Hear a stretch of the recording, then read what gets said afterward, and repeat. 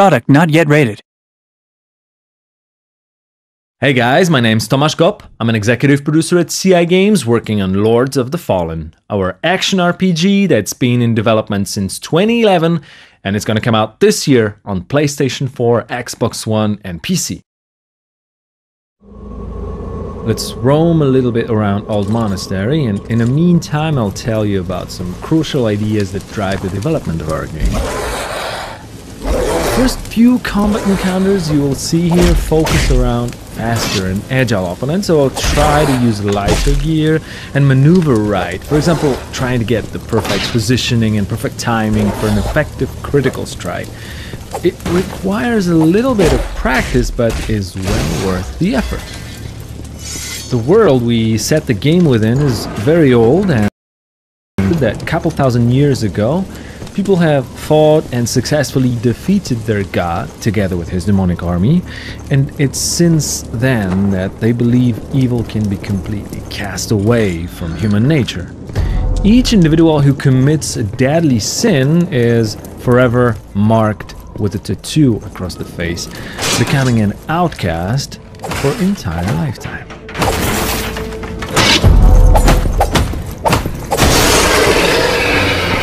Anybody here?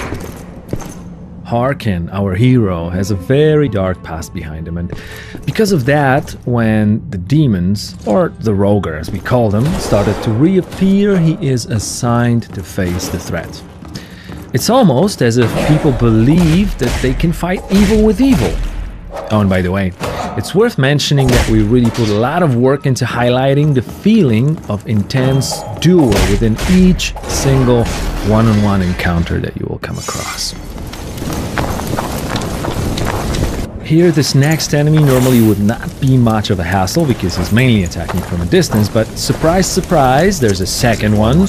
So we gotten ourselves into more or less a 1 versus 2 situation. If I want to be extra efficient in situations like this, I always try to pull off a special dual-wielding combo with the daggers. It requires the timing, but the DPS is definitely worth the try.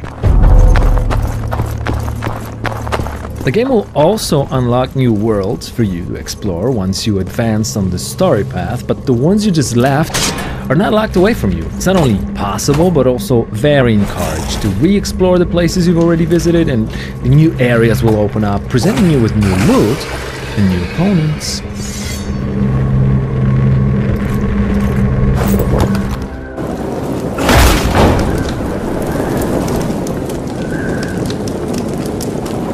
All quiet here too, old man.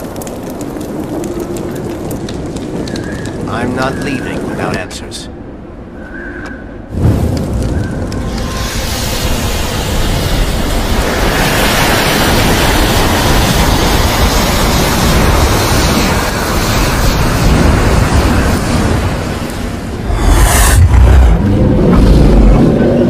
This one here is a different type of opponent. He's bigger, stronger, more aggressive, but also he's not defending himself, so we'll try a different type of timing with this guy, using a heavier gear.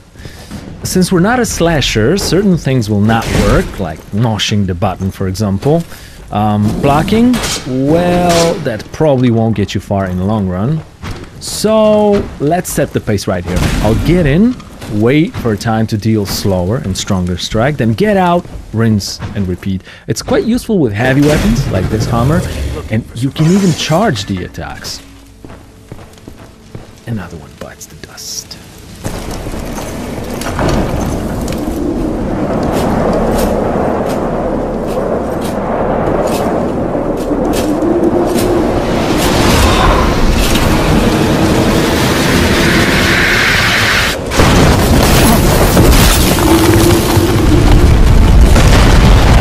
Okay, let's jump straight into a boss fight now. This is going to be the first boss of the game. We call him First Warden. And we wanted him to resemble an honorable knight, fighting and obeying his demonic codex.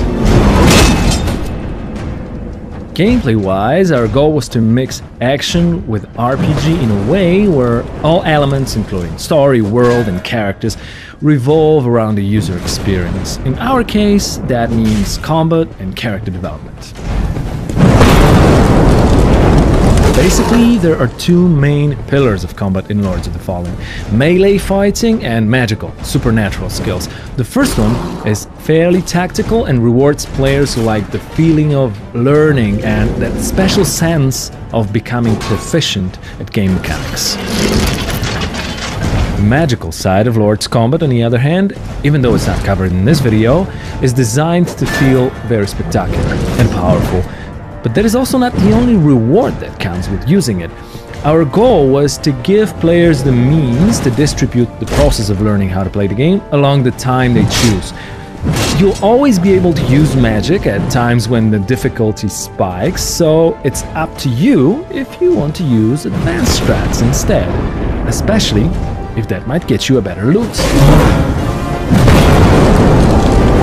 There are 3 character classes that you can choose from at the start of the game: Warrior, Cleric and Rogue, and they will determine the set of spells that manifest your playing style. Apart from that, the statistics of a character, the gear that you want to use, can be freely mixed regardless of its suggested class association. For example, if you're more into heavy weapons but still want to keep that light rogue armor, there's no reason not to try this combination out. Or defensive play with a shield or an offensive dual weapon approach, they both can be mastered and become lethal with enough skill and persistence.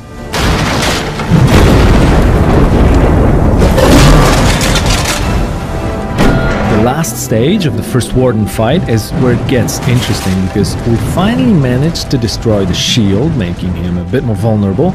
At the same time, we pushed his aggression a little bit over the edge. If you remember not to get greedy and deal too much damage at too short amount of time, you can